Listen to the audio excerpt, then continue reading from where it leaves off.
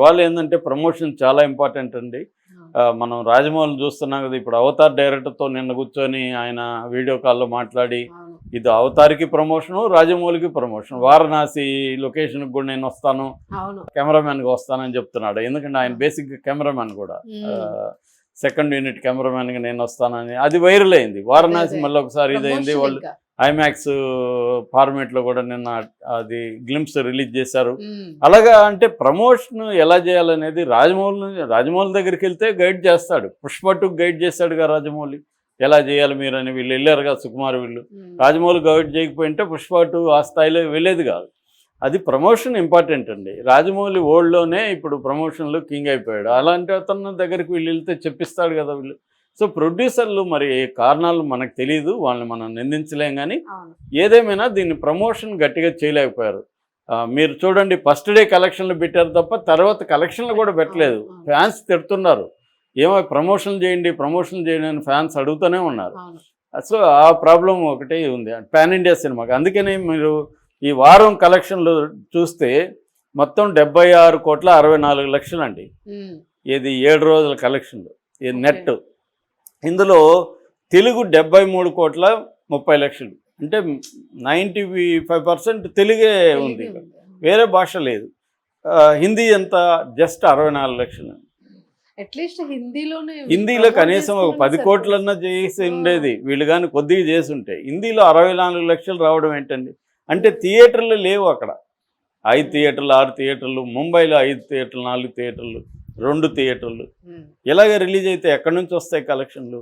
So అది major problem. తమిళ్లో కొద్దిగా బెటర్ అండి. తమిళ్లో కూడా వీళ్ళు కొద్దిగా కష్టపడి చేస్తుంటే ఇంకా బాగుంది. తమిళ్లో 2,46,00,000 వచ్చిందండి. నెట్ 2,46,00,000 తెలుగు సినిమా కంటే మంచిగా వచ్చినట్టు చేసి ఉండాలి వీళ్ళు.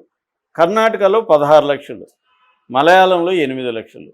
అంటే ఏ భాషలో కూడా వీళ్ళు సరిగ్గా ప్రాపర్గా తీసుకెళ్ళలేదు. అందువల్ల తెలుగే మోయాల్సి వచ్చింది. తెలుగుకి అంత క్యాపబిలిటీ లేదు. మొన్ననే తమ్మారెడ్డి భరద్వాజ కూడా కరెక్ట్గా చెప్పాడు, తెలుగు మీద డిపెండ్ అయ్యి సినిమాలు తీసి మీరు బడ్జెట్లు ఎక్కువ పెట్టేసుకుంటున్నారు, తెలుగుకి అంత క్యాపబిలిటీ లేదు. తెలుగు మ్యాక్సిమం 200 కోట్లు వస్తే ఎక్కువ. తెలుగు ఆడే అంతకంటే తెలుగులో ఎక్కడి నుంచి వస్తుందండి? థియేటర్లు ఎన్ని ఉన్నాయి? సో అందువల్ల ఏంటంటే రియల్గా పాన్ ఇండియా సినిమా అనుకునే దీన్ని ఖర్చు పెట్టారుగా 200 కోట్లు. ప్రాబ్లం ఏమైందంటే ప్రొడ్యూసర్కి టేబుల్ ప్రాఫిట్ వచ్చేసింది. ఆల్రెడీ 145 కోట్ల బిజినెస్ అయిపోయింది, pre theatrical business. OTT satellite కలుపుకుంటే ఇంకొక 100 కోట్లు వచ్చాయి, దాదాపు 250 కోట్లు వచ్చాయి. పెట్టింది ఎంత అని మనకి కరెక్ట్గా తెలియదు, కానీ 200 కోట్లు అంటున్నారు. ఇంకా బాకీలు ఉన్నాయి. బాలయ్యకి 10 కోట్లు ఎగ్గొట్టారు, బోయపాటికి 3 కోట్లు ఎగ్గొట్టారు, ఇవన్నీ చెప్తున్నారు. ఏదేమైనా వీళ్ళు ఇంకొంత ఒక 10 కోట్లు 5 కోట్లు ఖర్చు పెట్టి ప్రమోషన్లు కానీ చేస్తుంటే దీనికి ఖచ్చితంగా బయ్యర్లు సేఫ్లో ఉండేవాళ్ళు. ఇప్పుడు బయ్యర్లు ఏంటంటే 145 కోట్లు పెట్టారంటే 140 కోట్లు షేర్ రావాలి. ఇప్పుడు ఫస్ట్ వీక్ ఎంత వచ్చింది? 76 కోట్లు నెట్ వచ్చింది, షేర్ కూడా కాదు. షేర్ ఇంకా తక్కువ అవుతుంది, దీని నెట్లో కంటే కూడా షేర్ తగ్గిపోతుంది. సో బయ్యర్లు చాలా చోట లాస్లోకి వెళ్ళిపోయారు. సో ఇది మామూలుగా బాలయ్య సినిమాకి బయ్యర్లు సేఫ్గా ఉంటారు, ఎందుకంటే ఆయన ప్రొడ్యూసర్ల హీరో. ఎప్పుడు కూడా అనవసరం ఖర్చు పెట్టేవాడు, నెంబర్ ఆఫ్ డోస్ ఎక్కువ చేయడు, ఈ సోదంతా ఉండదు. ఆయన డైరెక్టర్స్ హీరో, ప్రొడ్యూసర్స్ హీరో ఆయన. ఎందుకంటే ఆయన ఫ్యామిలీలో నిర్మాతలు ఉన్నారు, ఆయనకు తెలుసు నిర్మాతల కష్టాలు. సో బాలయ్య ఎప్పుడు ప్రొడ్యూసర్ని ఇబ్బంది పెట్టే టైప్ కాదు, ప్రొడ్యూసర్ వల్ల ఇబ్బంది పడే టైప్ ఆయన. ఇప్పుడు కూడా ఆయన ప్రొడ్యూసర్ల వల్ల ఆయన ఇబ్బంది పడుతున్నాడు. ఇమేజ్ పడిపోయింది, ఆయనకి ఇబ్బంది అయింది, ఇమేజ్ ఇబ్బంది అయింది, ఆయనకి డబ్బులు రాలేదు. ప్రాపర్గా సినిమాని ముందుకు తీసుకెళ్ళి ఉంటే ఇది మంచి హిట్ అయిండేది. సో వాళ్ళు పడిన కష్టం, వాళ్ళు హిమాలయాలకు వెళ్ళారు, జార్జియాకి వెళ్ళారు, ఎక్కడెక్కడో పోయి బాలయ్య కూడా కష్టాలు పడి షూటింగ్ ఇప్పుడు కష్టాలు పడి తీశాడు ఆయన, రిస్క్ తీసుకొని చేశాడు ఆయన. కానీ ఆయన శ్రమకి సరైన ఫలితం అయితే రాకపోవడం అనేది దురదృష్టం. ఒకటి సినిమాలో కొన్ని ప్రాబ్లమ్స్ ఉన్నాయండి, బోయపాటి డైరెక్షన్లోనే ప్రాబ్లమ్స్ ఉన్నాయి. దాన్ని కరెక్ట్గా ఇంకొంత ట్రిమ్ చేసి దేనికి ఇంపార్టెన్స్ ఇవ్వాలి, దేనికి ఫోకస్ ఇవ్వాలని చేయడంలో అన్నీ పెట్టేయాలని చెప్పి పెట్టేయడం, చైనాని విలన్ చేయడం, ఇవన్నీ మిస్ఫైర్ అయినాయి.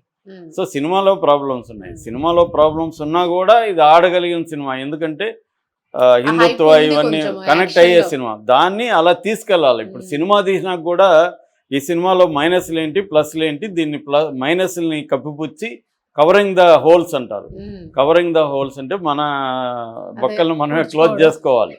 అవి చేసుకొని ప్లస్ని ఎలా ముందుకు తీసుకెళ్లాలనే ఒక స్ట్రాటజిక్గా వెళ్తే అవును. రాజమౌళి అదే చేస్తారు. త్రిబుల్ ఆర్ ఏమో గొప్ప సినిమా కాదు ఆడ. త్రిబుల్ ఆర్ మీద బోల్డ్ విమర్శలు ఉన్నాయి, కానీ దాన్ని ఆస్కార్ లెవెల్కి ఎలా తీసుకెళ్ళగలిగాడు, అది ఇంపార్టెంట్. ఇవాళ మణిరత్నమే వచ్చి క్లాసులు తీసుకున్నాడు, అవును. ఈయన దగ్గర క్లాసులు తీసుకెళ్ళాడు ఉమ్. తన సినిమాని ఎలా ప్రమోట్ చేయాలని. అవును. సో వీళ్ళు ప్రాపర్గా చేయకపోవడం అనేది దట్టు గోల్ ఇప్పుడు ఏం చెప్పినప్పుడు చేస్తారండి, ఇప్పటికిప్పుడు చెప్పలేడు మీ కదా. సినిమా- ఇప్పుడు ఇంకా ఆయన అలాగే చెప్పాలి, వేరే మార్గం లేదు. ఆయన ప్లేస్లో మీరున్నా నేనున్నా అలాగే చెప్తాము. అంతే చెప్తాం. ఇప్పుడు నేను తప్పులు చేశానని చెప్తే ఇంకా అసలుకి మోసం వస్తుంది. అవును. కాబట్టి మేజర్ ప్రాబ్లమ్స్ ఇవన్నీ.